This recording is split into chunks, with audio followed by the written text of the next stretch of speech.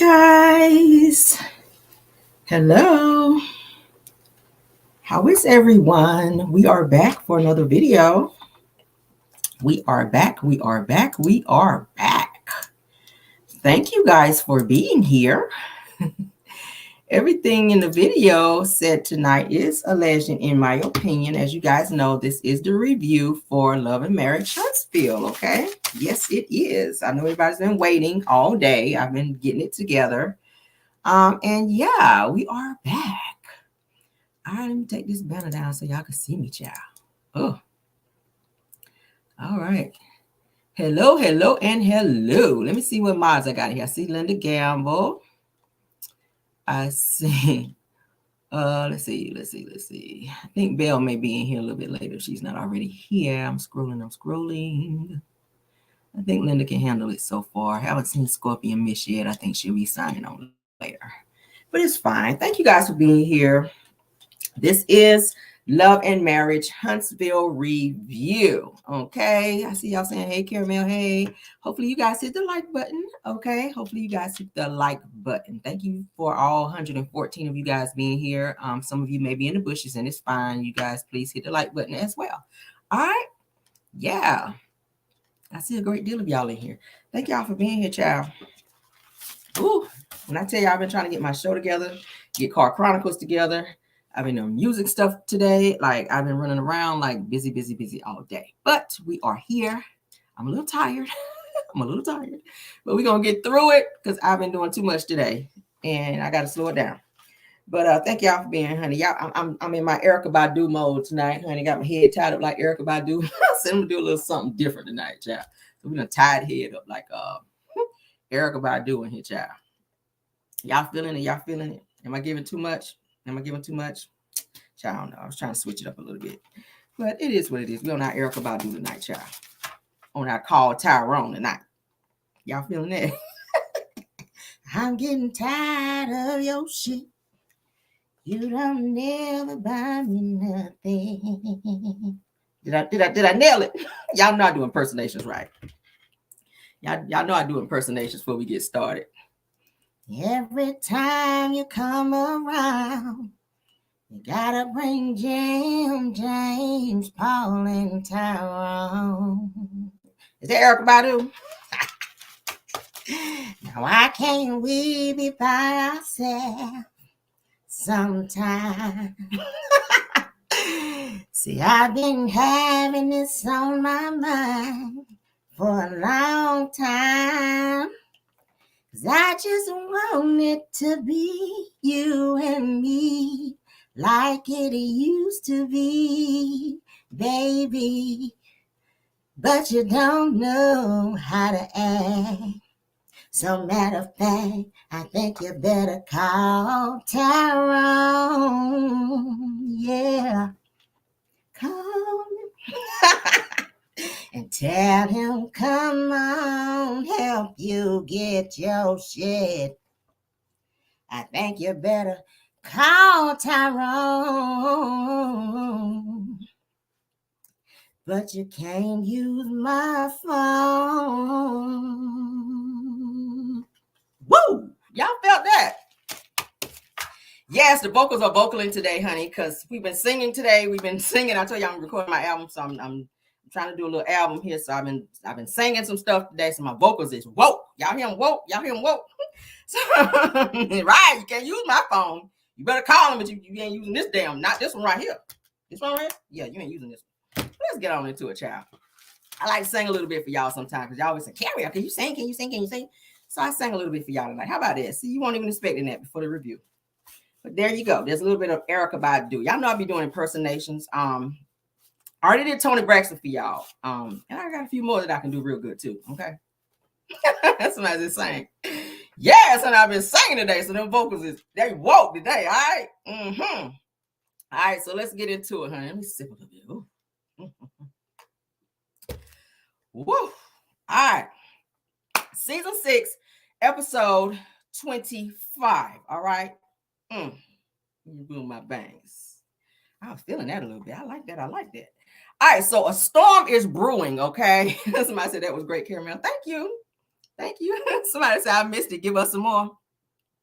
What y'all want? Y'all want me to do on? Somebody type on and on. Y'all want me to do a little bit of on and on? Y'all want me here doing a whole damn concert? Erica about to do concert? What y'all want me to do on and on? You want me to do a little bit of on and on? All right, let's see. Let me see. Let me make sure I know the damn words here. Let's see. Oh my fading high, my money's blown. I'm all alone. 1, 2, 3. The world keeps turning. Oh, what a day! What a day! What a day! I don't know the rest shit. I know it when the song is playing, but I don't know all the other parts. But there you go. There you go. But yeah, so I do impersonations as well. And there's a little bit of Erica Badu for y'all tonight. All right. So I'll be doing some more stuff for you guys. If I knew the way, I have to Google it. Because if the song is playing, I can sing it. Because somebody said Jill Scott. Oh, okay. Let's see. I'll do a little bit of Jill Scott, The Way, because that's one of my favorite ones. All right. Then we're going to get started. Because y'all anybody have me here singing too much. I've been singing all damn day. All right. So let's do. I'll do a little bit of The Way by Jill Scott. All right. And I'm going to try to do it like Jill Scott. All right. Let's see. Woke up this morning with a smile on my face. Jumped out of bed, took a shower,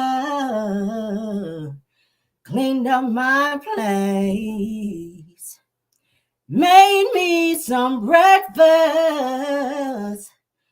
toast, 2 scrambled eggs, and grits. Grabbed my keys, grabbed my purse, grabbed my jacket off to work, beaming all the way down 3rd. And is it the way you love me, baby? Babe, and is it the way you love me, baby? Baby, is it the way that you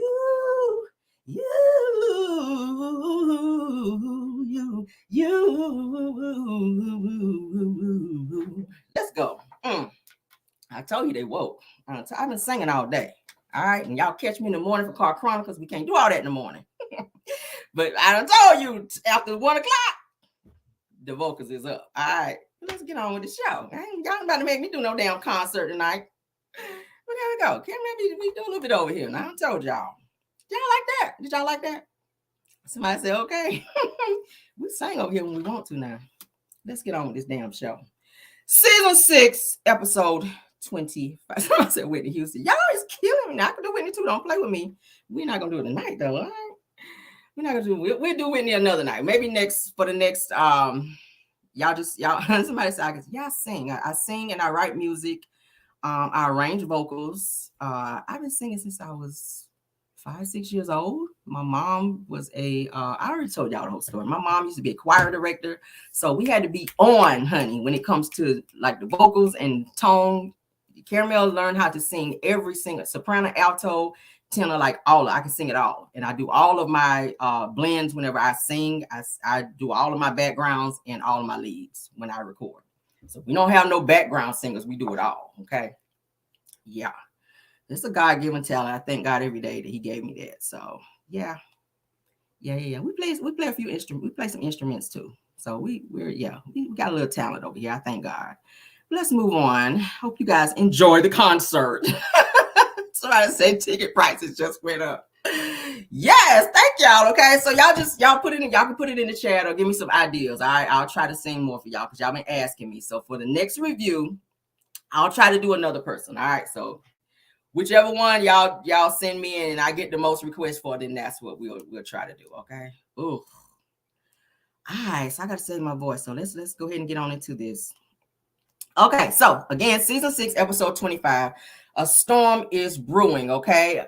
Yet another episode. Thank you so much, Patricia Doritz. I love your voice. I appreciate it. So another episode, guys, without the Scotts, and I was so happy that they were not there. Okay, yes, another episode without the damn Scotts. Let's get into it. So we don't be late, child. Get ready, so you guys know I've been kind of incorporating clips into my reviews, okay, and that kind of saved my voice a little bit, and I'm definitely gonna have to do it tonight because baby, I've been doing too much. All right, so the episode begins, guys, with Nell still yelling, child. You know, they're still at the table. They're having so I said, Macy Gray. I try to say goodbye and I joke. Try to walk away and I struggle. I don't try to hide it. It's clear. I struggle when you were not here. All right. Y'all gonna stop messing with me now. Y'all know I already did Macy Gray for you guys before. All right. So let's go. Y'all can keep me singing here. All right, so the episode begins, like I said, with Nell yelling at her son, Chris, okay? Yes, Chris Jr., as a matter of fact, about the money that he owes Chris Sr. and Nell after they paid for his dogs or whatever when he went to jail. Y'all remember the last episode when they were talking about that, when he got locked up.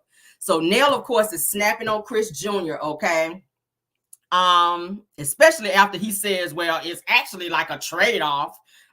If you guys are going to keep the dogs, so if you guys are not going to give me the dogs back, then it's kind of like a trade-off, which then that makes Nell extra upset because she's like, nah, you need to pay me my damn money. She's upset. So Nell was pretty much telling him, look, you're not getting the dogs back because you haven't paid us. And he was trying to say that he gave her like up to $3,000, but I don't know, because the way Nell was saying, like, he ain't paid shit to her. So she was just like, no. So he kind of sounded hella ungrateful a little bit, because like, what would have happened if they wouldn't have gone over there to get your damn dogs while you were locked up? Like, you would have been looking real crazy when your ass got up out of jail. Anywho, so while Nell is talking to Chris Jr., Chris's daughter Alexis chimes in, and Nell snaps on her saying, Lexi, shut the hell up. I was like, ooh, okay. Nell got a little Ike Turner in her, honey, okay? Somebody said Macy Graves on point. All right, so like I said, Nell done snapped off on Lexi, which is Chris's daughter. All right, and everybody's at the table looking like, oh shit, what just happened? Okay, right. And you can hear a pin drop, baby, once Nell snapped off. She was like, Nell, shut the hell up. So everybody was like, shit. So after Nell kind of yelled at Lexi, honey, Alexis responds in her Valley Girl. But I don't know where she been. Like, everybody else at the table, like, they on this. And Lexi act like her ass is, like she went to a white high school or something. I'm like, girl, I know you married to a white guy or whatever, or Caucasian. She got this real Valley Girl accent when she talks. I'm like, girl, where the hell you been? She says, oh my God. Like, then she puts a hand on her face. She says, oh my God, like in her Valley voice. I was like, child. So Chris Jr. says, I paid you $3,000 already, talking to Nell in a calm voice, because of course Nell looked like she was ready to jump over that damn table on his ass. All right. So Nell then says, but I asked you for $3,000 and said that you had already owed me, and actually it was up to $5,000 the first time, okay? So he trying to fast talk her when it comes to this money. But Nell like, nah, nigga, my mouth is on. You're not going to overtalk me about this damn money. So while Nell is talking to Chris Jr., the other son, Lance, the one sitting at the end of the table, light-skinned one, he gets up and he says, okay, I'm about to go get a shot. And he's asking the other sister if she wanted one as well. And I was like, well, shit, bring me one back too, because hell, I'm watching y'all and I'm stressed out too. Can a bitch get a shot too? Like, damn, Nell over here hollering and I'm trying to follow what's going on the show. Bring me one back. Yeah, bring me Casamigos or something shit. So now the Chris Jr., honey, they still talking about this damn money. I was like, Lord, please pay her this money, because I'm about tired of hearing about this money. So Nell and Chris Fletcher go into confessional, okay, and says that Chris Jr. don't have it together, and that everybody's having problems with him, and that he's been fired from Lance's home improvement, okay, business. So their brother Lance, he has his home improvement business, and he hired Chris Jr. And Chris Jr. got there, was being all lazy and shit and didn't want to work. So Lance then says, which is Nell's son, he chimes in and says to Chris Jr., he says that I felt some kind of way as well. He says that I've helped Chris Jr. and hired him to work. So then Chris Jr. says that, and I ain't get paid my last check either. And so Lance said, well, do you feel that you were owed that last check? So Chris Jr. was like, well, really, you owe me like $400 for my last check. But yeah. So Lance was like, but every day you were sitting out back and not working. He said, now my employees feel like it's okay for them to do that. Okay. So Chris Jr., he gets real quiet and then he just kind of starts wiping his eyes. I don't know if he was crying or if he was just kind of hella irritated that his brother was calling him out like that and telling him he won't doing shit. And pretty much he was saying, you're not about to be getting no damn check from me.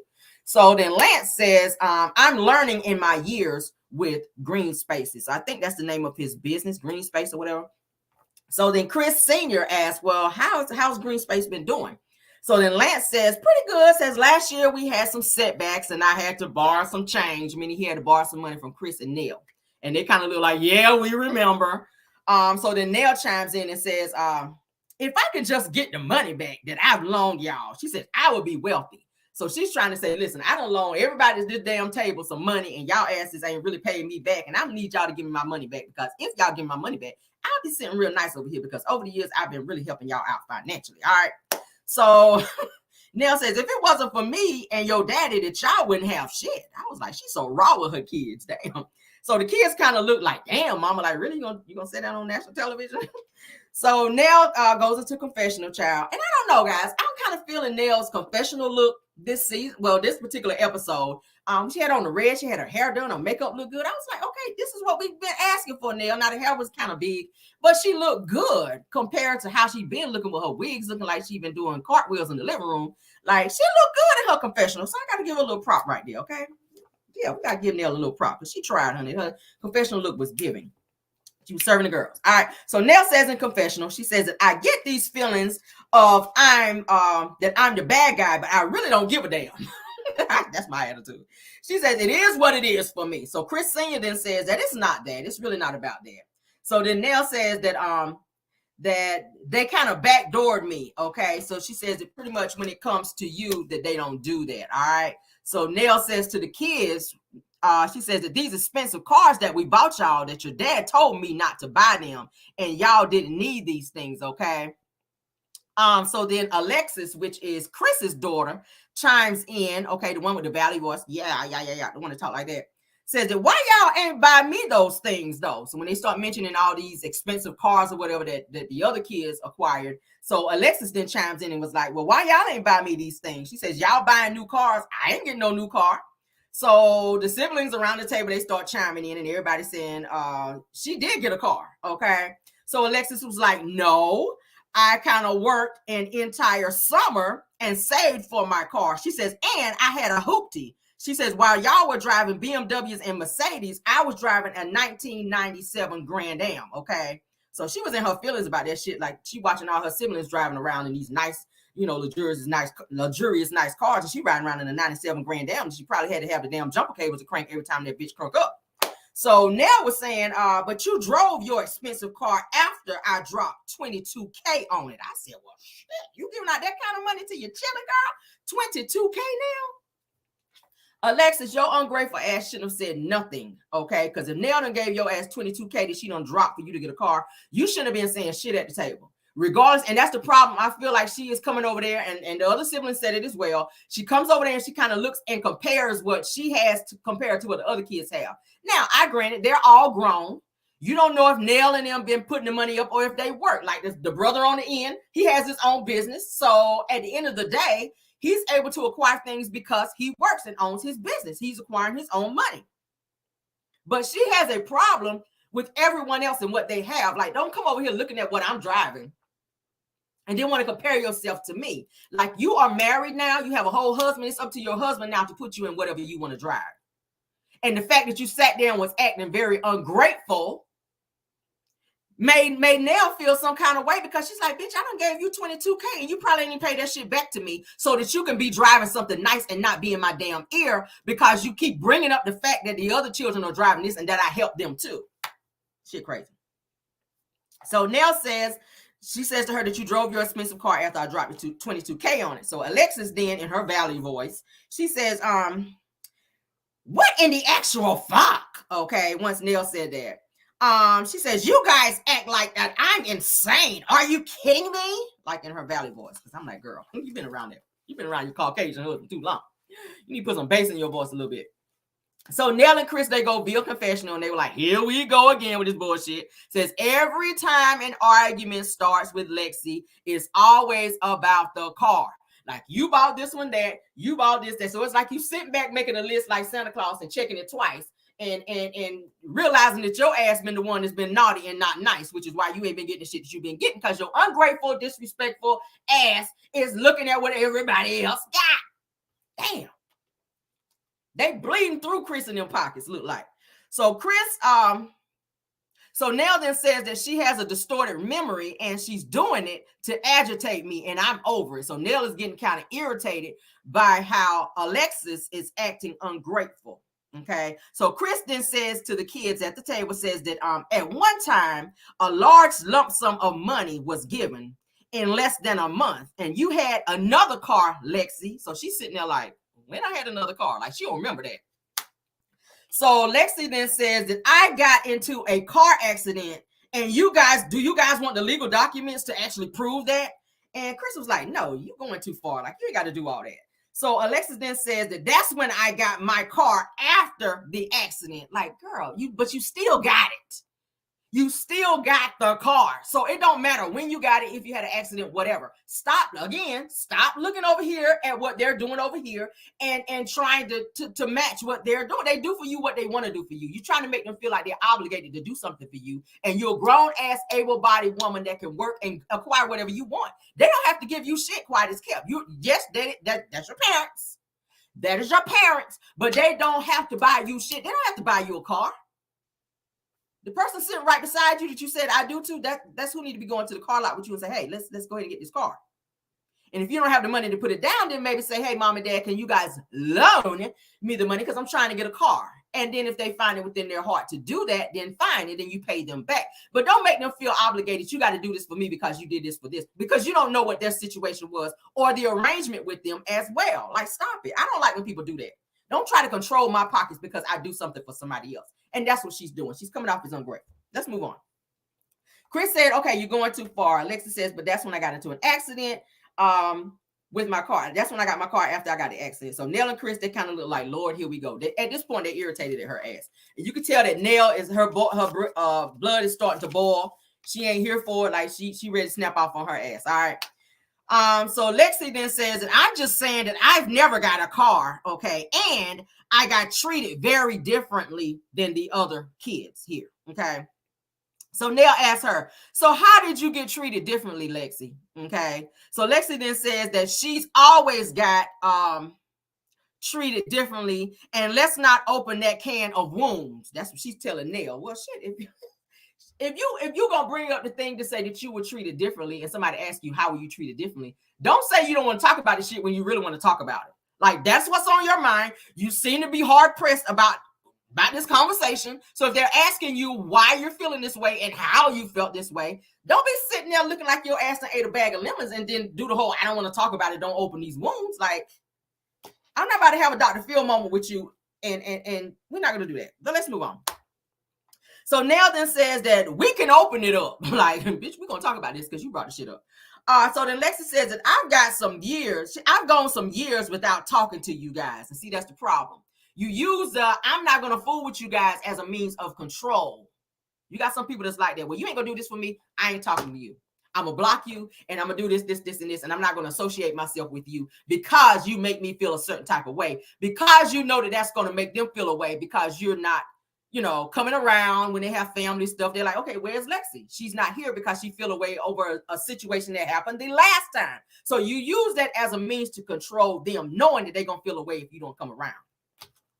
Now, for this particular dinner, Chris Fletcher is the one that reached out to Lexi to ask her to come so she wouldn't feel left out. But then she gets here and she's still on this, you didn't do this for me, you didn't do that for me, still being ungrateful. All right. So Lexi says that she starts talking about the wedding. After she says that I went for years without talking to you guys. She said I sent out invitations to the family when I got married, and y'all barely even came to the damn wedding to support me.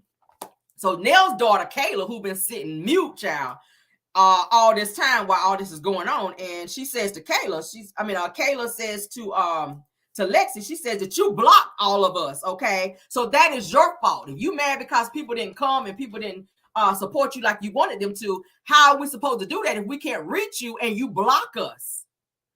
Like now you in your feelings and you blocking folk, but then you get mad. It's kind of like a catch-22. Either you want me there or you don't. Don't block my number and say I didn't contact you. How the fuck am I going to call you if my number blocked? Let's carry on, child. So Kayla says to Lexi, says, you were in a different household and you chose to get mad about certain things, okay? So Lexi feels, like I said, that her siblings were treated better and she felt that she was the outcast of the family, so to speak. Everybody got that. If you have a lot of siblings, sometimes the parents, they're gonna choose favorites, and that's just how the shit works. That's just how it works. If you got a lot of siblings, or if it's just you and another sibling, sometimes the parent, they may favor you over another sibling, and I'm not saying that the shit is right, but unfortunately, that's how it works. And if you have a blended family as well, sometimes you might feel a little left out, and sometimes you might get left out. Okay, sometimes you might get left out, but sometimes you just need to be an adult and realize, okay, I can bring it up to you, but I'm not going to keep bringing it up whenever we have family functions, because it's kind of like you just kind of rehashing the same thing. Okay, you rehashing the same thing. Like, what's the end game here? Like, what is your motive for continuing to bring this up to make everyone feel uncomfortable that you didn't get something that everybody else did not? Like, girl. So Lexi says, I'm not sure what this memory loss is that y'all are experiencing, but it's like very tragic. Okay, so this is what she's saying to everybody, because they're like, girl, listen. You're doing too much. You putting 20 on 10. So Chris Jr. tells Lexi, look, just let it go. Because at this point, he's sick of the shit. Because it was starting to escalate. All right. Conversation starting to escalate. So Kayla, the sister, is looking like, girl, like, oh, you tripping. Like, she's starting to roll her eyes, and she just kind of getting like, you know how you get when somebody get on your nerves and you just be on one of these, like, oh, Lord, like, girl, like, she's on that. So Lexi then says, but I let everything go. That's why I'm here. Well, you can go ahead and leave. Don't make everybody feel like that you gotta be here. If you don't want to be here, like, there go the door. So she says, if I let everything go with y'all, then I wouldn't be here. Okay, Lexi. So Lance, the brother, says to Lexi, says that so you do says that you do have this woe is me thing that you like to do, Lexi. Okay. So Lexi responds by saying that I have a woe is me thing. Like she don't know what they talking about. Yeah, girl, you do. You've been doing that since your ass sat in that seat. You were waiting for the opportunity to bring the shit up because you were in your feelings when you got there and pulled up in the fucking driveway and saw all these cars, a Mercedes, a Charger, and all these other cars in the driveway. So you had already made up your mind. I'm going to confront them about this shit when I get in here. Yeah, I'm going to be on the kumbaya, but I'm going to bring this up and let them know how I feel about me pulling up in a car that's not brand new and I see my siblings driving a brand new car. She already made up her mind before she came in there because you saw all the damn cars in the driveway. Girl, bye. Don't nobody owe you shit. So Lance then responds, yeah, you do. When he says that she have this woe is me thing. And she said, oh, who, me? I got one. He was like, yes, you do. So Lexi says, because I've never been around y'all. And then Nell kind of cuts her off and says, Lexi, why are you lying now? Why are you lying? Okay. So then Lexi says, when's the last time that I saw y'all? November, right? But that's your fault. Was somebody supposed to come by and swing by and pick you up when you have a car to come around when they have said events? And let's take it even back. You said you blocked them. So don't get mad with them because you're not being invited to things when you blocked them. Like, girl, it's looking like she's looking for a reason to be upset when really she's the reason. Okay, it's giving that. It's giving that. She says, have I been on any family vacations with you guys? That's your fault. You blocked everybody. When they went on vacation, nobody probably could contact you, girl. So Lance says that you most certainly have. I like how he jumped in and check her ass. So Lexi said, when? What vacation I've been on? Well, let me say to her, when? What vacation have I been on? That's her real proper. And then she explains that the vacation that they went on, that they never invited her. So according to her, they never invited her when they went on this said vacation. So Nell says, first of all, the vacation that you're talking about was an employee appreciation vacation. Okay. So Lexi says, you invite your employees and not your daughter? She just said it's an employee appreciation vacation. So why would they call you and say, Lexi, we're going on an employee appreciation vacation. Would you like to come when you're not an employee? Like, girl. So then Nell says that my daughter, which is Lexi, was being an asshole, and that's what she says, and cussed me out without talking to me. Okay. So Lexi says, when have I ever cussed you out? And I was like, bitch, first of all, at the table. as much as I love my mom, I'm in my late 40s, bitch, and I don't curse around my mother because I have respect, okay? Period. I watch my mouth when I'm around my mama because I have that certain level of respect. This girl sitting at the table like, what the fuck? And like, you, girl, you're doing a lot in front of your parents. You have no freaking respect for your parents, period. I don't do that. I don't act that disrespectful in front of my parents, period. That's still my mama. My mama's favorite thing that she used to always say to me, she still say it to this day. No matter how old you get, you'll never be older than me. I'm your mama. So I respect her as such. I don't get in front of her and like me and you talking on, on live here. I don't fly off and be on the fucks and all that. No. And I can, but I choose not to do that because I'm grown. I can, but I just choose not to do that because she raised me right. Okay. Now anybody else can get it. But when it comes to mama, grandmama, dad, all that, come on now. All right, so Lexi then says that when have I ever cussed you out? Nell says to Lexi, says that she actually says you cussed me out more than once, okay? So she says that hold on, let me get to the next page here. So Lexi says that of course she brought up the wedding thing again. She says when Lance says that we came and we showed up and we showed out, okay? Even though you had most of us blocked. So Lexi then yells out, if you guys are going to lie, then I'm just going to leave. So she's on that right. If you guys are going to lie, I'm just going to leave. So did they come to the damn wedding or not? Like, damn. So Nell says, Nell slams her hand down on the table, honey. And she says, don't disrespect me at my table. And I was like, come on, mama. Okay. I was waiting for that to come out. So Lexi gets up and she says, bye. She's on that. And she's walking out, and Forrest Gump, her husband, gets up and walks out behind her, honey. Who never uttered a word. I don't think he said nothing at the table the entire time. He was just kind of sitting there like, he eat a piece of chicken, do this shit here. He put a little bit of greens in his mouth. Is it weird? I don't want to get off topic, but did y'all see anybody eating this food? I was like, Nell done cooked down. You got look like macaroni cheese, greens, maybe some chicken on there. I saw some cornbread. I ain't see nobody eating nothing. Was the food good or was it not good? Like, damn, did y'all need to have Mel up over there? Y'all know if Mel was over there, Mel would have cleared that damn plate like in 5.2 seconds. They were not eating this food. They were like picking over the food. I was like, is anybody gonna eat this damn food? Girl. I was like, ain't nobody eating. Let me go call Mel, like, Mel, they got greens and shit over there. Like, girl, get over there. Mel would have ate in front of the camera. She don't give a hot damn, okay? But I was like, maybe the food was not giving because they, people was not tearing it up. You supposed to be going for seconds and y'all was still on the first plate, but go off. Of course, Lexi was on her, all right, bye. So her and Forrest Gump's child on walked outside. Nell throws her hands up and says, look, bye. Like, I don't give a fuck. Get out, bye. All right, so Lexi says on her way out, you guys are total assholes, okay? Like the Valley girl that she is. Nell then says, it takes one to know one. And I said, oh, shit. Y'all getting crunk in here, okay? Nell like, look, don't play with me. Nell got a little hood in her. And I like it. I like that. I'm liking this new Nell, okay? Nell look like she will get your ass together if you press her like that, okay? So Lexi, she walks out after Nell tells her it takes one to know one. Lexi then mumbles under her breath and says, kiss my ass, and walks out.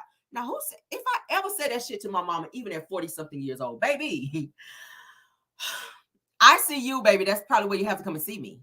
You probably have to come and see what room is rail in an ICU, because a bitch will be knocked the hell out. If I ever told my mama, grandmama, kiss my ass, are you fucking kidding me? Like, girl, you have no respect for your parents. You tell your parents, kiss my ass on national television, and you still walked out of there with your head still on your shoulders, baby. All right, so like I said, now I kind of believe when she said, when did I cuss you out? Now I believe you cussed her out because the shit that you saying walking out, like you have no respect at all. When you said you guys are total assholes, that include Nell and Chris and everybody at the table. And then when Nell responded to you, it takes one to know one, and then you say, kiss my ass, you were talking to her because no one else was talking to you. So you did cuss her out. That's cussing at your mama, okay? I don't know if you realize that, all right? But yeah, she does have that deep, dark hurt and resentment. But with her, I still don't feel like that gives you the right or reason to cuss at your parent, even when they've been there for you. And when she dropped that 22K, baby, I would have been like, bitch, leave that car in the fucking driveway and call an Uber to come pick your ass up. And then see how you calm it down and bring it down. Because you on 10 and I need you down here. I need you on 1. You on 10, I need you on 1. If you're going to talk shit to me, that same car that your ass about to drive out of my driveway in, leave the fucking keys here and call an Uber. And let's see how quick your attitude get better. Okay? Kiss my ass. Leave my keys here. Period. You're not driving no fucking way. I don't care whose name is on the car. I dropped 22K. When you pay my 22K back, then you can drive it. That's what I told her ass. I bet you'd have been talking like a nigga then. I bet you would have. Tell me kiss your ass. Moving on. So Lexi, honey, she is steady yelling as she goes out the door, throwing insults everybody's way, being disrespectful. When Lance says to her that that's exactly why your ass ain't never around, then Kayla, which is the sister, she gets upset and she says, and make sure you block us too, bitch. I was like, see, Kayla, girl, you got a little bit of rail in you, because that's some shit I would have said. Because I always like to put bitch on the end when somebody pisses me off. And when I'm reading somebody, I got to put bitch on the end, because that means that I'm mad and I mean that shit, okay? Yeah, I always got to put bitch. You got to put that on the end sometime when you tell somebody. And make sure you block me, bitch. It just feels better to put that on the end. Like, you freaking tried it, girl. All right, so. With your fucked up braids. I would have went there, too. I'd have been like, bitch, with your fucked up braids. Because I always got to have a read behind that. Because I got to go for the jugular when you try me like that. That's just, I would have been on that shit.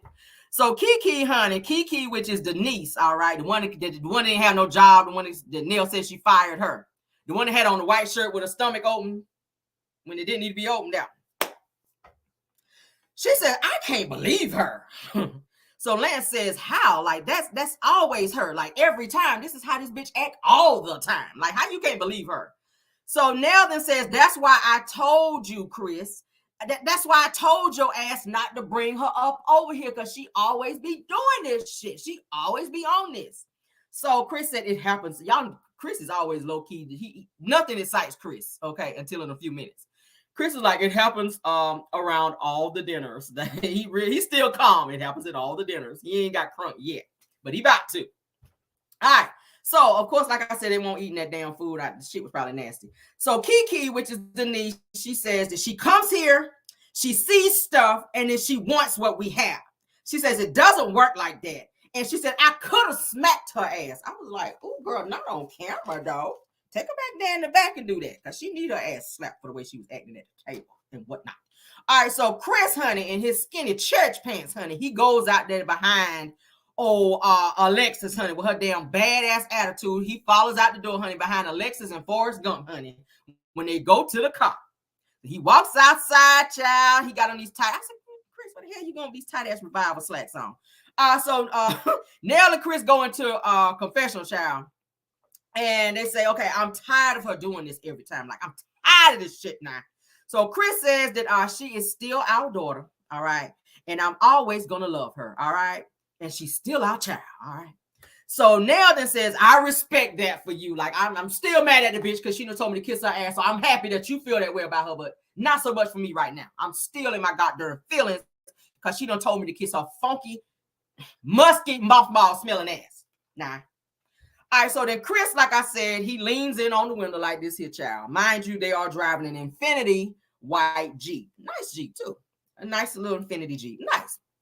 So he's leaning in the window, and Lexi says that all y'all ganging up on me ain't right, okay? She says, what car is Kayla driving? Bitch, why the fuck do you care? You are sitting in an Infinity Jeep that Nell has already said she dropped 22K on, which I'm probably sure you didn't have no fucking car payment after that.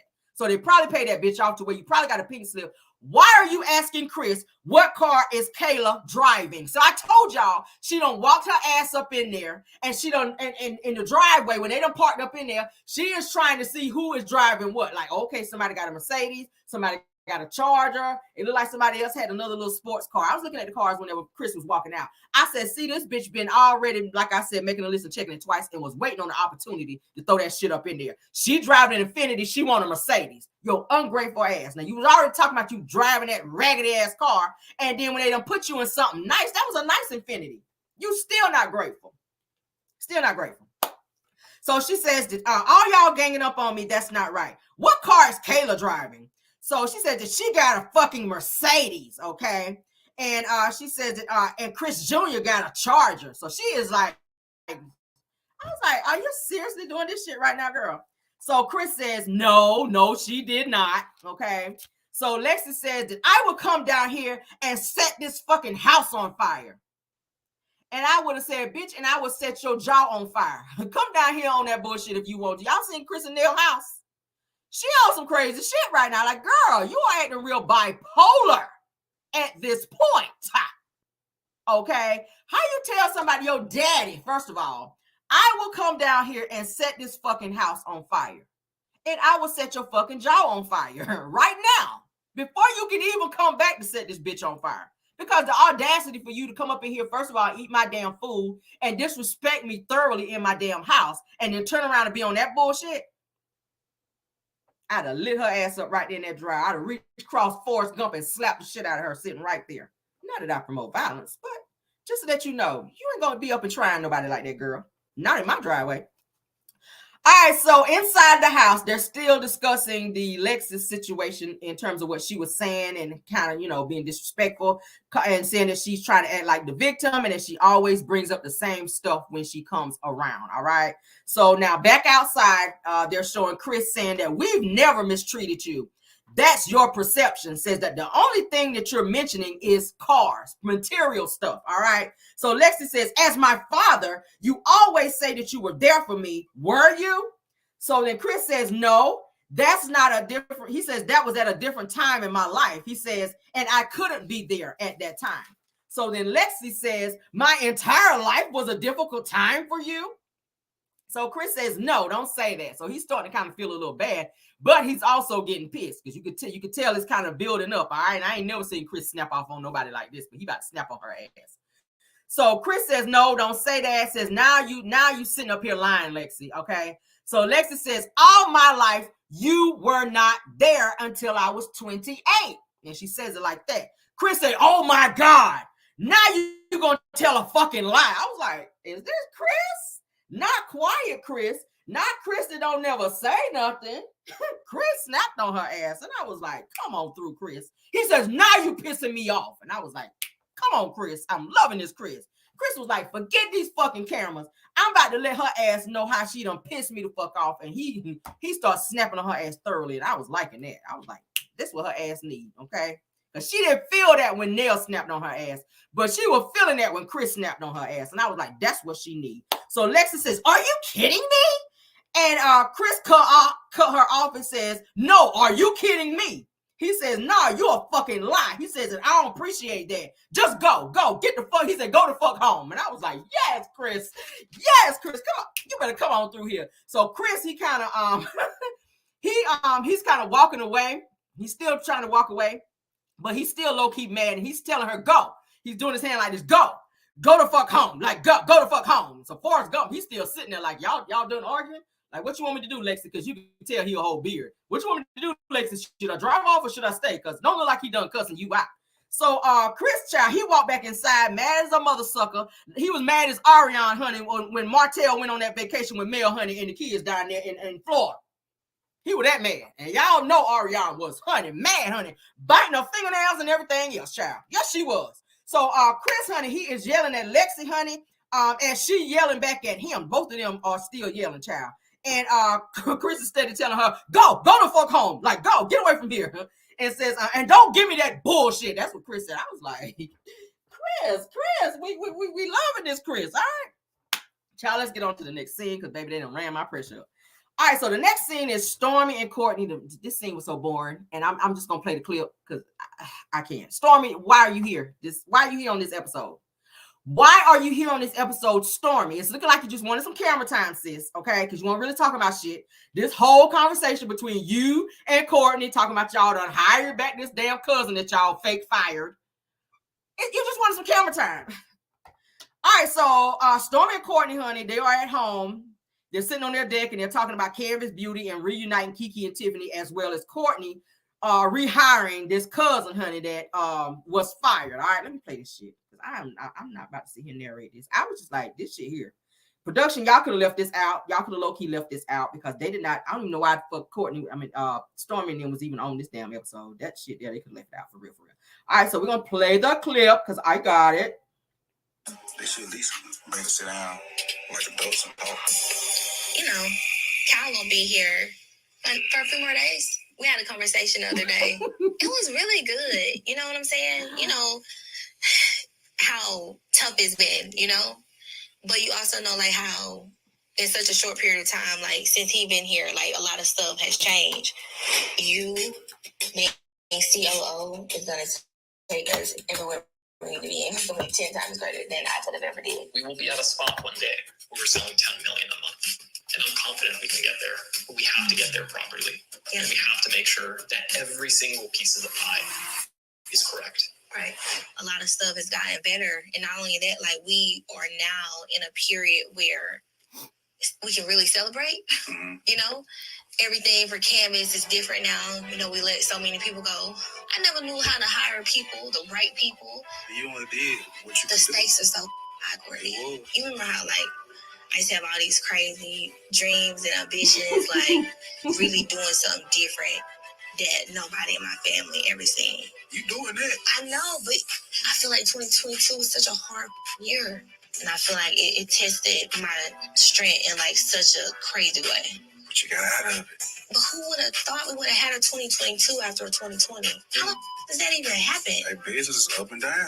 Ebbs and flows. It's up and down. But we were in such a exceptional flow. We built a $40 million company. We did that. Canvas 2.0, like this era that we're in right now, we could not and definitely didn't need to go there with them same snakes, with them same type of people. Because I feel like I'm a stronger CEO now. Don't you think so? Like, I wouldn't fire nobody, Courtney. I know. Yeah, you are. You done got a whole lot stronger. It was intense. Stronger. To have made it out, like, so victoriously, crazy. Yeah. Oh my God. Forging my signature. Glad we got rid of all the snakes, then. On the subject of business, you know, I brought Junior back. Okay, next scene. You about to bore me to death. I hope nobody don't mind because this shit is hella boring. Their scene was hella boring. They could have left that shit out. All right. I hope nobody don't mind, but I'm about to move past it. All right. Next scene. Martell, honey, is finally moving out of his rental house that Chris has been asking him to move out of, child, for months now. Okay. Y'all know he's been staying in that house for months and for months and for months. All right. Now, he has, honey, he done hired, honey, Hope Criminal Movers Company to come over there, child, and help him move. He had his rhino neck brother, honey, and his criminal uncle over there to help, the one that helped child with the little ATM situation, and another friend. I'm gonna say he's a criminal too, because y'all know that's all they hang around over there. And of course, Martell, honey, the biggest criminal of them all, was there, honey. And together they are Hope Criminal Movers. Okay, that's their company. I made that shit up. So they are moving at night, honey, because Martell says that that's when he could round everybody up, because y'all know during the day they committing crimes, child. So they don't have time to be helping him move during the day because they committing crimes during the day. So at night, everybody, you know, they free to be able to be out here helping Martell move or whatnot. Okay. So yeah, they had to finish, like I said, their crimes and all that so they can come help Martell move. Martell probably moved out at night because he probably owed some back rent or whatever, and he didn't want to move during the day so that the landlord wouldn't be coming up over there and, you know, be suspecting anything going on. So they decided, honey, Hope Criminal Moving Company to be moving him at night so that the landlord won't be trying to track his ass down. That's what it gave me. All right, so I got the clip for that. If y'all don't mind, I would like to play that. All right, in its entirety. Hold on. Shut up, Courtney. I'm done with you now. I'm done with you. Now, shut it. Oh my God. All right, so let me get to Martell. All right, here we go. Crazy, yeah. This Huntsville market has been difficult to find a home to lease or whatnot, especially a home for me. You know, I got to have at least 5 bedrooms because I have a lot of kids. One of my good friends / realtors, you know, they threw this house in my lap. And then once I got the notice that I'm cleared to move in, so hey, let's go.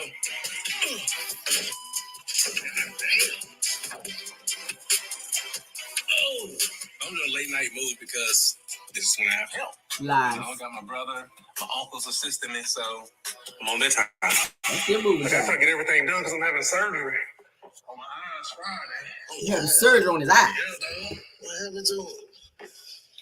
These bags on my eyes, trying to get them removed. All right, you ready? There you go. Trying to get your face done. No.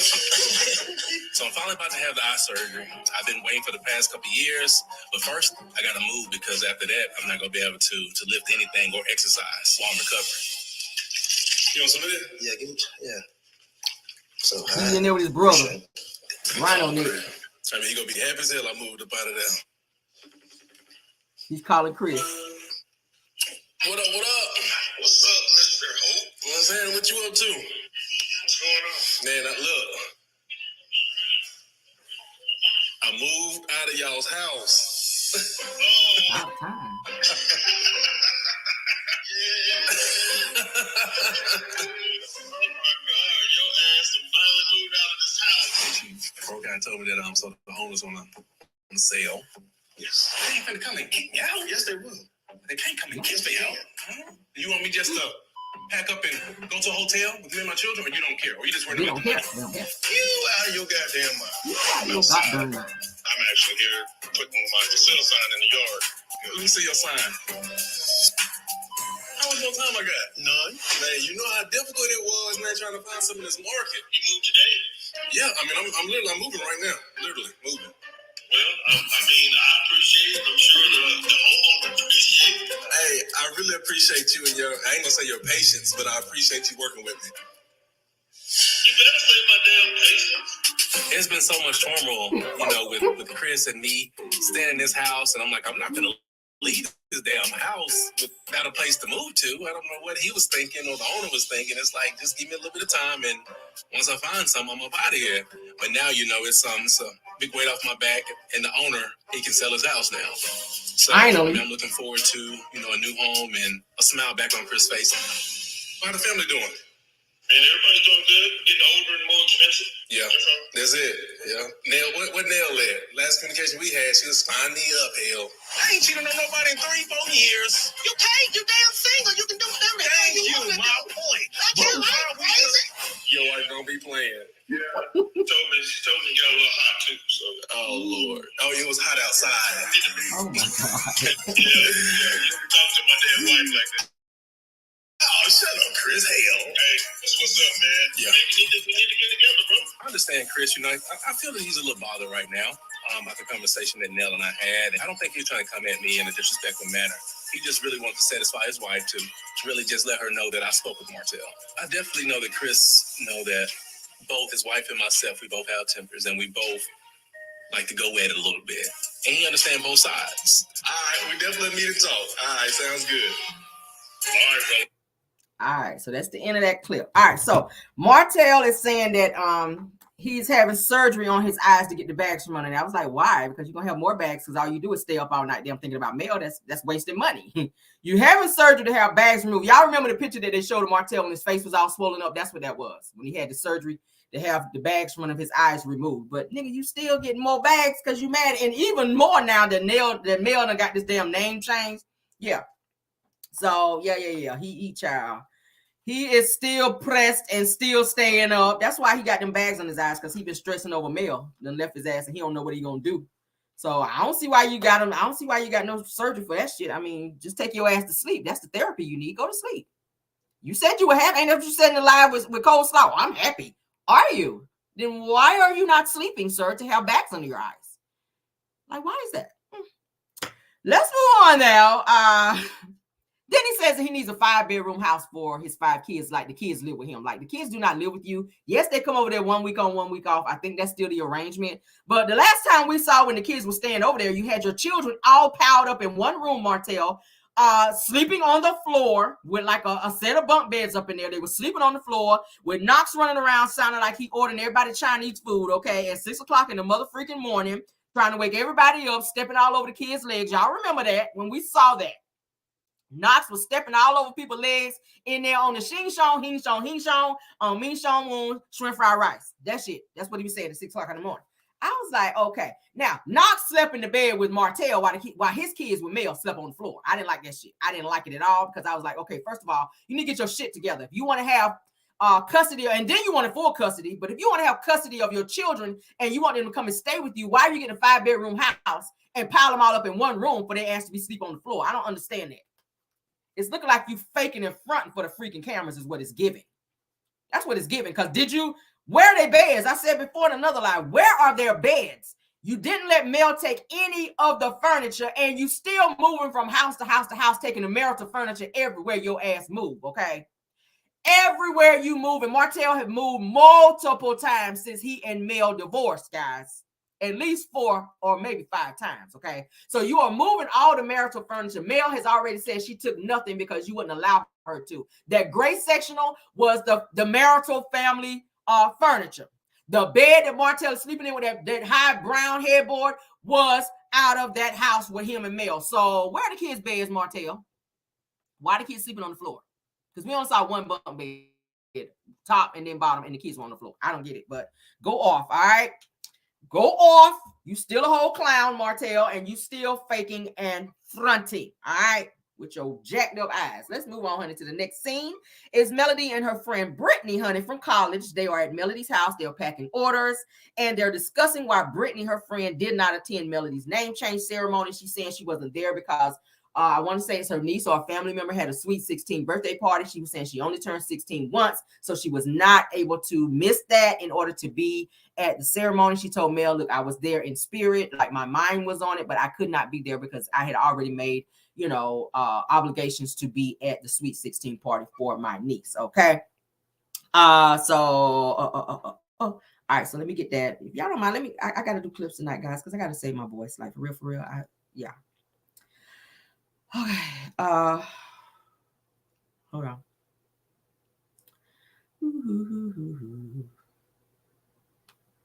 Let me play it. All right. So here we go. Has been pretty interesting. Dating life, I will say, has been pretty interesting. Kind of don't have a lot of patience for a lot of things. Block works very quickly these days on my phone. But I've also had some great experiences too. So having been married for a long time, I would say that being out in the dating world has been ups and downs. Yeah, that's gonna be fun. Yeah, I know what you need and what you don't need. Yes, honey. Well, what's something you think I need? What would be one thing that you think is a requirement for me when it comes to relationship? That's what I'm see if you get this right. Brittany and Mel. I got it right because I know you. What's the answer? You need time. Of course, you need consistency, right? Yeah, you need a look. Versatility, right? We're gonna go for a little height this time. Okay. I'm 5'7", so maybe like start at 6'2". They gotta at least be 6'2". Yeah, real 6'2". Okay. Yeah. Now you know my top love language, what I like to do. What's my top 5 love language? What's my top 1? Touch. That's it. Touch. You used to get mad. Yeah. Cause I always be up under you like this right here. Yeah. Very annoying. I don't care. So we gotta find your man to do all that. Oh yes. Where do you think we're gonna find somebody? Because I don't know, child. The pickings out here might not be what we needed. Well, we're not gonna pick here. Here? What you mean? Until. Oh, so we're gonna expand? Yeah. Well, I was thinking this might be international vagina. We might can go abroad. Yeah. I'm just saying, you said not in Huntsville. I'm still learning me post-divorce. Like, I'm learning me, what I am willing to give, what I'm not willing to give. And so I definitely have new standards. My patience level is just not like where it probably was in my marriage. But, people ask me all the time, do I think I'll ever get married again? I don't know. We'll see. Maybe. Maybe not. The way that sounds, if you would have labeled it like that, keep that to yourself. Well, I'm just saying. Yes, honey. I like that Mel is dating. She just looks so, Mel just has like a certain glow about her now that she's not with Martell. You can tell she's much more happier, that she's willing, that she's able to live her life the way she wants. She can come and go. She's traveling more. Every time you hear about Mel, she is on a flight, baby. She stay catching them flights and never the feelings. And I'm always here for that. All right. So Mel, like I said, she's ready to date and to kind of move on with her life. Her friend Brittany is helping Mel, and says that hold on. She says that don't get nobody from Huntsville. I totally agree with that. Like, don't get nobody from Huntsville. Get somebody out of town, honey, and go out of town and hang out, because you don't want Martell doing the pop-ups and all up in your damn business. Because when he thought she was dating Devin Keith, he was all up in her business. All in her, and he was tweeting and everything. Oh yeah, let me cash app you know. Martell, shut your ass up. Shut your ass up. Mel don't want you, and that's your problem. She needs to find somebody else, honey, where she can go out of town and live her best life and get her back international too, because she did mention that. She wants that international WAP, and I ain't mad. I ain't mad at Mel. I ain't mad at her. I ain't mad, okay? But like I said, I agree. Brittany says that she couldn't be around Mel. Like I said, her name changed, and she explained it to her because she had to go to the Sweet 16, but she was there in spirit. Mel says that Brittany was there when she met Little Buddy. Mel kept calling Martell Little Buddy. I was just like, Little Buddy. So production then shows a throwback picture of Mel and Brittany, because like I said, they did go to college together, according to Mel. Mel said they were actually roommates as well in college. So Mel told Brittany to get them orders right, because y'all know Mel ain't trying to be fooling around with them orders. She's like, look, I ain't trying to be out here like Stormy now, because y'all know Stormy's orders was all jacked up. So she was like, look, I need to get them orders right. Now you talking over here. Now I'm glad you're here and we talking and whatnot, but I need you to get them damn orders right. Don't be messing up my damn orders. All right. So Mel, like I said, wants Brittany to help her with the dating life. And Mel, y'all know the way Mel be blocking folks. She already said she be blocking folk all the time when they don't make the cut. And I was like, girl, yes. So Mel says that the dating life, honey, has been ups and downs. And I was like, listen, girl, yes, that's what it's all about, honey. Them ups and them downs, honey, and them ups and them downs. Okay, get your ups. And you single now, girl. Yes, honey, get them ups and them downs, honey. Roll your back like that. Okay. Yes, honey. Come on, 7-figure WAP. Y'all 7-figure whoppers in the bill in the chat. Y'all know what I'm talking about. So Mel, honey, she is out here doing her damn thing with her 7-figure WAP, honey, and it's international WAP now, as we found out. And I'm all the way here for it. So Mel says that her love language, honey, is physical touch, honey. And everybody like that physical touch. I was like, girl, yes, give it. The girl with girling, honey. So Mel, honey, she's real giddy when she's mentioning that her love language is touch, honey. And I was like, yeah, mine is too, girl. Mine is touch too. All right, shit. I'm trying to leave the ceiling fan on if I can. But she was saying that she has international WAP. Martell has domestic WAP, child. He has WAP. Well, he might have WAP. He might the way he be acting sometimes. But Martell has that domestic peen, honey, while Mel has international. Okay. So just by way of Atlanta, okay, and Huntsville, because that's the only place his ass can go. All right. Because y'all know his engine light be on all the time in his Uber car, so he can't really go that far, child, to be trying, his engine light be on in the Uber truck, so he can only go to Atlanta and scrape back, okay, as Courtney called it. He can't say straight for shit. He's like, yeah, scrape. Yeah, we're gonna do scrape. Boy, shut your ass up. But anyway, next scene, moving on, honey. Chris comes by the office where Nell is working to bring some boxes and sit and talk with Nell, honey. And she's happy to see him. She kind of giving him the look like, okay, because he got on his suit. Chris was looking good. Chris be killing a suit, okay? I don't care what nobody said. Chris be rocking a suit. He can wear a suit. Now, I like to see Chris in a suit. He had his shades on, so he was giving, okay, Philip Michael Thomas a little bit. I was like, yes, Chris, serve. All right, so he's, like I said, he's dressed in his blue suit. He's looking dapper. He got his shades on. And so Chris was like, hey, honey. So he says that to Nell, and she's kind of looking like, all right, now don't start no shit in here. Now, I tell these cameras to cut off, and we're going to handle that. And I know we over here to daycare or whatever, but it's a lock on that, though. I made it up. But, so Nell, she's all giddy. She's like, hey, you looking real fly today. I was like, ain't he? So Chris says, I do what they let me do. I was like, look at y'all too. Y'all better come on through. I'm loving them guys. I didn't think that I would love Chris and Nell Fletcher on this damn show. But baby, listen, they are giving what they need to give on this show. I can see them being permanent fixtures on this show. I'm loving it. All right, so Nell then says that I need to see you. I was like, that sounds like some shit I say. I be telling my husband, I need to see, or he'll tell me that shit, I need to see you. And y'all know what that means. That's code for, we ain't gonna go there. But y'all know she was meaning like in a business sense. But y'all know when you have kids, you have to talk in code. Like, hey, I need to see you right quick about something. Because my son, he ate, but he be like, what you need to see him for? He be in my business like that. And I be like, look, take your ass in and sit down. I need to talk to daddy about something important. Okay. And I might have to have my leg up when I talk. And you need to go upstairs anyway. That's how you have to tell your children when they be trying to be in your damn business. But let's get back to the show. So now Honey goes via confessional, and she says that I ain't been in the mood to get into it with Chris, but we gotta talk. And I was like, well, shit, you were just in a happy space, and now it's looking like you want to bust his ass out because you don't let your damn kids get on your nerves or whatnot. Okay. But like I said, her confessional, she was looking real pretty. Nail was serving. I don't know who you did your makeup and your hair, girl, but she was looking good. So Chris, he takes some boxes that he brought in when he came in to the pantry for the daycare or whatever. It looks like might be some food or whatever. So he comes back to sit down and talk to Nell. So Chris then says that he just came from a closing, and he says that the sellers and the buyers, they're happy. So he was like, so what do you need to talk to me about? That was kind of opening the conversation for Nell to then say what she wanted to talk about, because she was saying, hey, I need to see you. So Nell says, oh, okay, that's good. That everybody's happy. Okay. So what do we have? We got a clip. All right. Y'all, these clips be saving me because, oh my God, that's a lot of talking. Okay. All right. So, shut up, Courtney and Stormy. Be quiet. Okay. I'm done with y'all. Y'all asses. Y'all asses weren't even supposed to be on this episode, but what off? Go off. All right. So here we go. There's a fun song. I have not been in a mood to get into it with Chris, but there are some things we do need to talk about.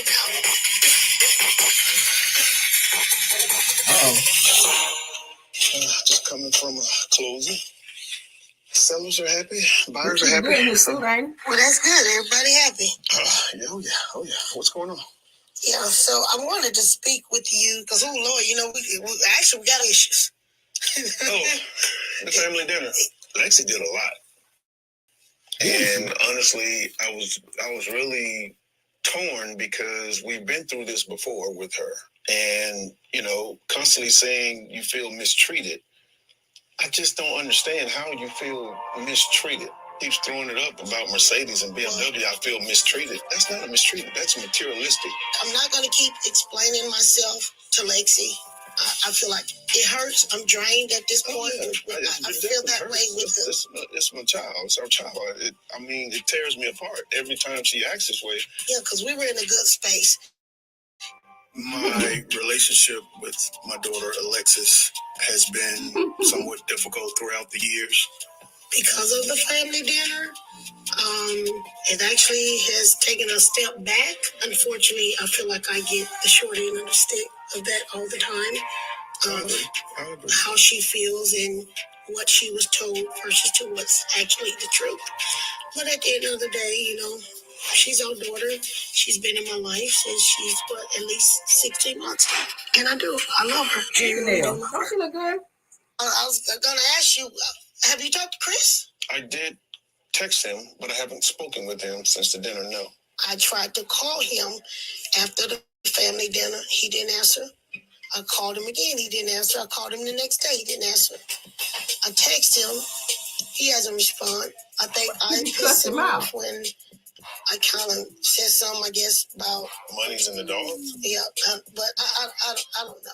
Kiki made a statement that, Auntie, you're not the easiest person to talk to. So we as a collective, as a group, we tend to go to Uncle Chris. They just,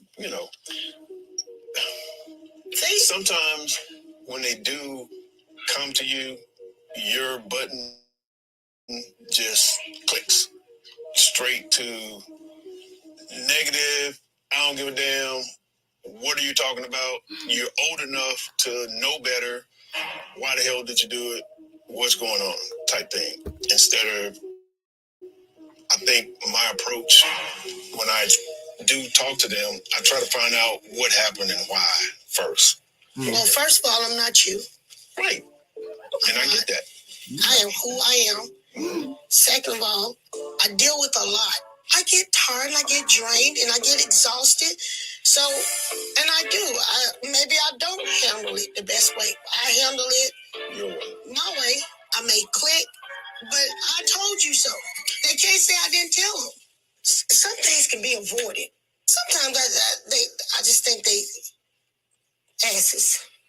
Because, like you tell a child, don't touch that eye hot. And then you go over there and they go over there and touch it anyway. Liz and Chris, they touch the damn thing 2 and 3 damn times. Like, when you gonna get it? You know why? Because every time they touch it and they bring it back, mama gonna give us hell, but she gonna put something on and she gonna fix it. Why ain't fixing no more? And that's probably why I'm not getting any phone calls. I'm over it. I'm not crying anymore. I put my big girl pants on and I'm drying my eyes. I'm over it. And if they all want to keep just running to you, then fine. Run to you. Let them get in your pocket, son. Let them. Oh, they've been in my pockets. That's Always been in my pockets. They'll pay you back. You get paid back. I don't get paid back. I got to get on a 2 or 3 year plan. They want a payment plan. And then, who puts you on a payment plan and you ain't paying no interest? Because I'm mama, I don't get no interest. That's a lot of money when you add it all up. I need my damn money too.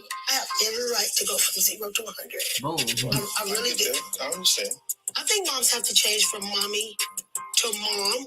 I think we have to get a little more stern and stricter. If not, you never give them the opportunity to grow and see what they can become or do on their own. I agree. And I think you're doing a great job at that. Nell. Thank you. Yes, Nell. Kevin, honey, with the red. Nell look good in red. Go, girl. Go, girl. But yeah, I think Nell is kind of getting fed up with that. I think they need to have some family therapy because there are some deep-rooted issues with Lexi. I don't think they need to count her out completely because her feelings do matter, even though she's upset. There's some type of deep-rooted issue that's going on with her. Maybe have a one-on-one session with her and Chris and Nell, and then kind of bring the rest of the kids in as well, kind of incorporate them into the therapy as well so that everybody can be on the same page so that when they're having like family gatherings or family functions, that it's not weird. So that the kids will know, okay, Lexi is going to be coming around and we don't want no bullshit like the last time. And she's going through counseling. So y'all kind of be easy on her while she's going through this healing phase because y'all, it seems like all of them got their pop off in them, even Chris. But Chris, I like the way he's very mellow. And that he don't react kind of like Nell, because Nell is on the whole, I don't give off. That's Nell. That's her attitude. But then Chris, he has that very mellow attitude to where they just kind of mellow. It's like they balance each other out. And I like that about them, okay? Because Chris got that pop off too. But he's not as quick to pop off as Nell. And then that's needed in their relationship, okay? Because somebody has to be the level head when they're having issues with their kids. And it seems like Chris is able to talk Nell off the ledge whenever she's ready to pop off their ass. And he's, the more reasonable one. And that's why they come to him and they call him and they deal with him more than they do Nell because she's just like no nonsense when it comes to the kids. But let's continue. Next scene is Kiki pulls up to Stormy's house to sit and talk. And they're also going to have Tiffany come through to talk as well. All right. Now, Kiki pulls up, honey, in her gray Mercedes. Yes, she does, honey, in the driveway at Stormy's house. And she's dressed up like she just came from somewhere. And she goes up these stairs. There's a whole bunch of stairs. I was like, child, look like she's marching up the Zion, child, in them damn stairs. So she's over there at Stormy's. They're going to the guest house at Stormy's, which is hot as hell, according to Stormy, because Betty's ass, who used to stay up in there, done broke the damn AC before moving up out of there. So Stormy is in the kitchen preparing some stuff for them to kind of snack on and kind of drink on when Kiki walks in the door, and immediately she's like, oh, Lord, it's hot in here. Now, black folk, y'all know we don't like to be hot. Now, if your AC don't work, don't invite my ass over there because I don't like to be hot. I promise you, I don't. I could not have been back in the day, baby, where we had to be in the sun like that. Don't invite me to your house if your AC don't work, especially if it's in the middle of damn, summer.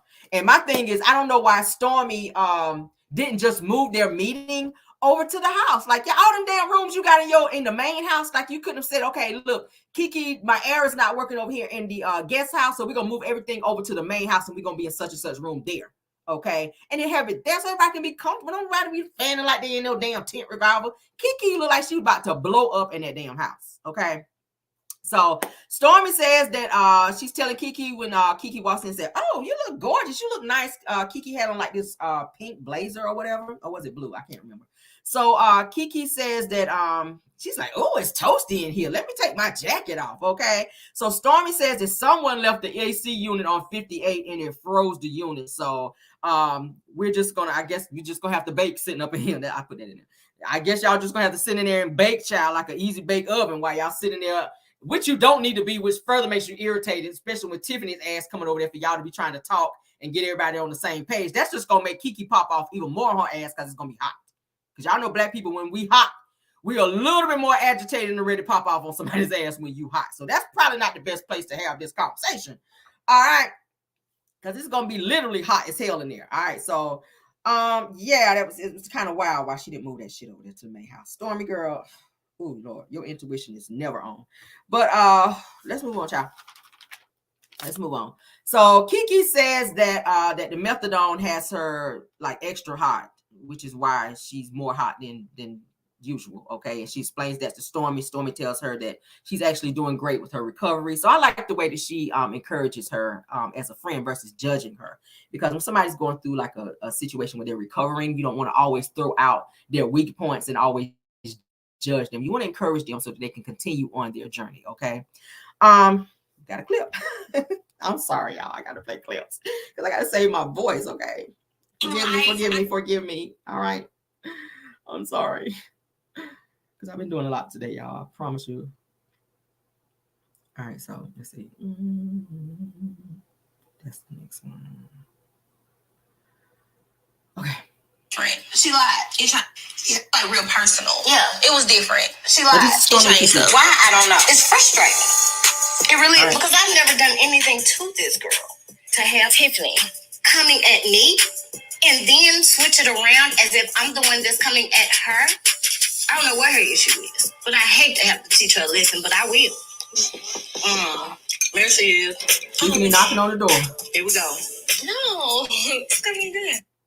All right, so I'm gonna go ahead and narrate the rest because I haven't, because I don't know why they cut the clip like that. But all right, so Kiki is explaining why she and Tiffany have issues. All right, so Kiki said that I hate to have to teach her a lesson when Tiffany knocks on the door, okay, with baby Ace, honey, wrapped in swaddling cloth like the baby Jesus. She's holding the baby very close to her because she's already heard about what happened at the barbecue, honey, when the whole baptism went down with Tisha and Kiki. So yeah, Tiffany was like, bitch, I'm bringing baby Ace and I'm gonna wrap him up on my body, honey, like Johnny Gill said, wrap my body tight, baby. She had baby Ace wrapped tight to make sure, honey, don't no hands get thrown wrong. She's like, look, you see the baby? You see the baby? The baby's right here. Now don't be throwing no damn hands. She had her hair braided back like she was about that life, like she was kind of on her set it off. But I was like, girl, you're not setting nothing off. She came over there with the braids on, had on the distressed jeans and the little sandals. I was like, girl, you never wear sandals when you know it's gonna be a pop off, but go off. All right. So so Tiffany, like I said, knocks on the door. Baby Ace wrapped child like the baby Jesus, real close to her, just in case the paws get thrown upon her. Tiffany, of course, we talked about her hair being braided, because she didn't want her bangs to be snatched out. That's why the hair was braided back. Because y'all know, honey, when you're gonna be in a fight, you gotta make sure your shit be straight. All right, so Tiffany looked hella uncomfortable rather, when she came in and saw Kiki, because she knows that she's been talking shit about Kiki. She's already done an interview with Carlos King where she was talking shit about Kiki this, Kiki that. Stormy asked, how are things with you and Tisha? But that's prior to, and I kind of jumped the gun a little bit. That's prior to Tiffany knocking on the door. So let me back up just a little bit. So Kiki says, whenever Stormy asks her how are things between she and Tisha, she says, what's the point of actually acknowledging it anymore? Kiki then goes on to say that she's pretty much helped Tisha get where she is now. And she says that Tisha actually followed her to Huntsville. So Tisha was living in Bessemer. And then she says that she followed her from there to Huntsville. And she says that she even helped her get into college or whatever. And she also helped her with her speech, I'm hearing as well. So she's really been there for Tisha, but now that Tisha's feeling herself and she thinks she's shit like that, now she went out here and got her a Brazilian butt lift or two, and got some a whole mommy makeover and some weave in her hair and that 2 light colored Maybelline on her ass. She thinks she's shit out here now. So now she is trying to downplay Kiki and make Kiki thinks that she's better than her. And I don't like that, okay? So Kiki goes on to say that she's done with Tisha and Marceau at this point, okay? I would be too. Like, if you steady talking shit about me and my sobriety, like, I don't want to be around your ass either. So Stormy says that it can get better. Okay, so Kiki was like, no, I actually blocked her ass. I was like, Kiki is so wrong. So then Kiki says that this has been going on between me and Tisha since we were 13 years old. Okay, now part of Tisha and Kiki's issues is Wanda. Comparing them and making Tisha feel like she's better than Kiki because Kiki, you know, has some other issues or whatever. When really I feel like Tisha was actually jealous of Kiki because Kiki didn't grow up in the hood like Tisha did. Tisha grew up in the hood, like in the projects.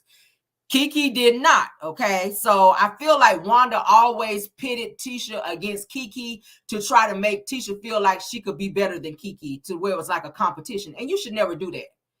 Because they're around the same age. Like, that's your cousin. Why are you putting it in her head that she's better than her and that she's got to be better than her? That is why Tisha acts the way she does around women. She's very male identified. She thinks that she's got to compete and be better than everybody in the room.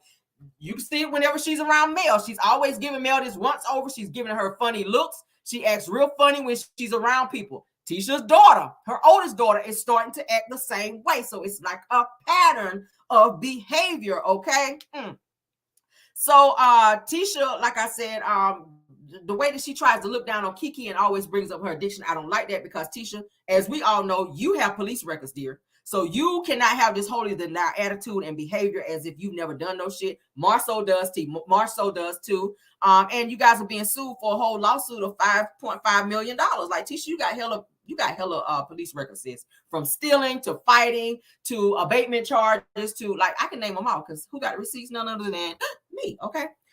So yeah, you're not better than Kiki. Kiki is a whole professor out here. Kiki got some shit going on with her too. And that's the reason why Tisha did not want Kiki to be on this show, because Kiki is low-key, competition for her. Tisha don't like that shit. Tisha don't like being around women who she has competition with, i.e. Mel, because she knows that her husband low-key likes Mel. He got a little crush or two on Mel. So she don't like being around Mel like that because that makes her nervous. All right. So that's why she wearing all this light color makeup. Like, yeah, I know you like light-skinned women. Mel is light, so now I'm gonna be light. You out here on your Michael Jackson bullshit. I got a light-skinned girl look like Michael Jackson. That's Tisha's ass. Let's move on, child. So production rolls tape, okay, on Tiffany's interview with Carlos King, where Tiffany says that Kiki hopped a fence at a game to avoid paying to get in. See what I'm talking about? Why would you be doing that? You're doing an interview, which means Carlos is asking you about yourself and what's going on with you, but you always try to make shit about Kiki, which means that you're very hard pressed about this girl. Maybe you're jealous of Kiki because every time you open your mouth where you keep your schlongs, or maybe not, because we ain't seen your husband in quite a while. Maybe, just maybe, you are acting out because Lewis ain't giving you no peen at home. Y'all know women, we act up a little bit. We ain't had no peen in our life for a little while. We got a little attitude. Every little thing is irritating to us. And Tiffany, you acting like a full-blown Karen. Like, stop running around talking shit about Kiki. Every time you bring up a conversation about some shit, you do it when you with me. Oh, I don't know if I want Kiki around me because she just have bad vibes and it's embarrassing. I'm a businesswoman. Okay, but then you get fired from the fucking Chamber of Commerce and you still ain't addressed that shit. But you do have time to be talking about Kiki and what the fuck she's doing. All right. Kiki husband at home in her house. Where your husband at? Because we are what? How many episodes in for this second part of Love and Marriage Huntsville? And we've seen Lewis all of what? Once? And when we did see his ass, he didn't look like he wanted to be there. Go figure. Girl, sit down. Sit down. Sit down. And gather yourself because you're doing team too much. Damn. So Kiki also goes on to say that when Tiffany walks in, she says, when Tiffany walks in, all right, let's go and get to that part. Kiki says, and she brought the baby. Like, I was about to pop this hole when she walked in the door, but she done brought the baby. How convenient. That's the way that Kiki was putting it. Like, when she looked up and saw Tiffany come in and she saw that she had the baby wrapped up on her, she was like, oh, and there's the baby. Like, bitch, I was just getting ready to pop your ass. And you done came in here with the baby. How convenient. Like, put the baby down so we can talk. All right. Lay the baby on the couch so we can talk. All right. That's what I told her. Lay the baby right here. Let's talk. She didn't want them hands. She knew what she was doing. All right, so Kiki goes into confessional. She says, and I'm happy that Tiffany's coming because I've been waiting to teach her a lesson. All right.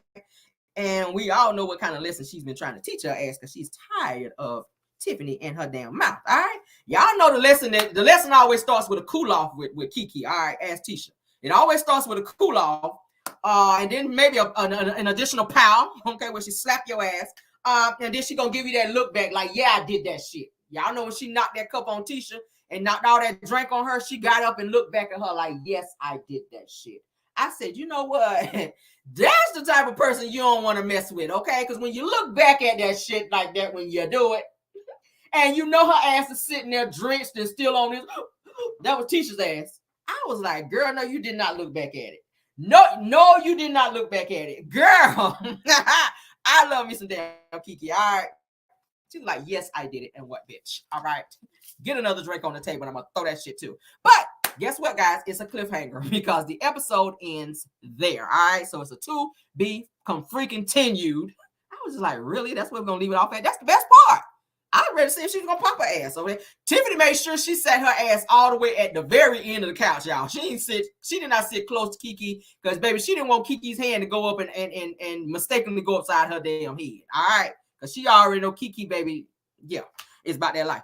But let's go ahead on and talk about what's coming up. Chris, for the next episode, Chris is going to be talking to Martell about disrespecting Nell at his house, all right?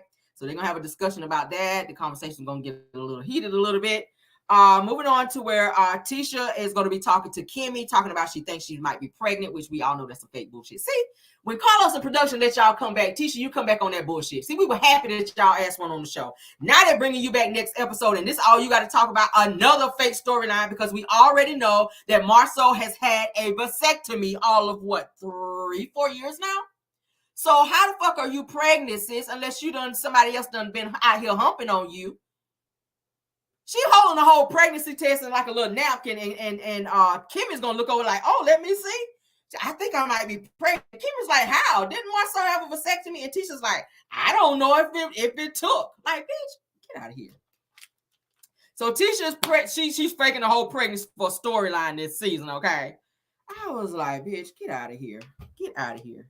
So next episode, next part is where Chris Sr. is going to be talking to Chris Jr. They're going to be having a very in-depth conversation where Chris Jr. starts crying, and Chris Sr. is kind of comforting him and telling him, look, I'm going to be there for you. Whatever you're going through, you need to talk about it. That kind of talk. So he's trying to be on the calm down versus how Nell is, okay? Yeah, that's what's going to happen next episode in a nutshell. So I am actually enjoying the damn Fletchers on this particular season of Love and Marriage Huntsville. They are giving what needs to be given. I already said maybe they haven't been showing the Scotts for a while, for a couple of episodes, you guys, to maybe see if they can slowly phase them out, which I'm hoping. They need to take at least Tisha and Marceau off because they're not willing to talk about their stuff. Tisha, you like to always jump up and run away from scenes, which no, you are paid for scenes. You cannot sit up and get mad whenever people start talking about something and feel like, oh, I'm walking away. Every single time you get up and walk away. So if you don't want to share things, if you don't want to talk about shit, get the fuck off the show. And I got to say it like that. I don't mean to be so raw, but get the fuck off the show. The Fletchers are coming in, and I already said it in 2 episodes. We already know their whole entire life. We know the Fletchers' entire fucking life just from 2 fucking episodes, and Tisha and Marceau been on the show for 6 seasons. Why is that? Get y'all ass off the show and take Kimmy and Maurice with y'all. I'll give this episode a 6, okay? I got to give this episode a 6. Stormy, you thoroughly bored the fuck out of me. Like, y'all could have stayed off this episode, okay? You could have stayed off this episode. Really, you could have stayed out of the situation over there with Tiffany and with Kiki, too. Like, they could have had a meetup somewhere else because you really want to do them again camera time. Low key. That's really what you were doing, Stormy. So like I said, the most interesting points to me were, like I said, Nell and Chris Fletcher, them, you know, their family, the family gathering and drama, and then Mel having her discussion, okay, about dating and the international for JJ child. I was all the way here for it. And yeah, so that's it, guys. That's it. But that's it, and that's all for this particular episode. I hope you guys enjoyed the actual review. Okay, so that's it. We will be back next Sunday for the next part of where the cliffhanger left off. Okay, somebody said 5.5. Somebody said I rated 5.5. I'm gonna give them a strong 6. I could say 5.5. I could say 5.5. I'm gonna give them a strong 6. Just, you know, I'm trying to be generous tonight.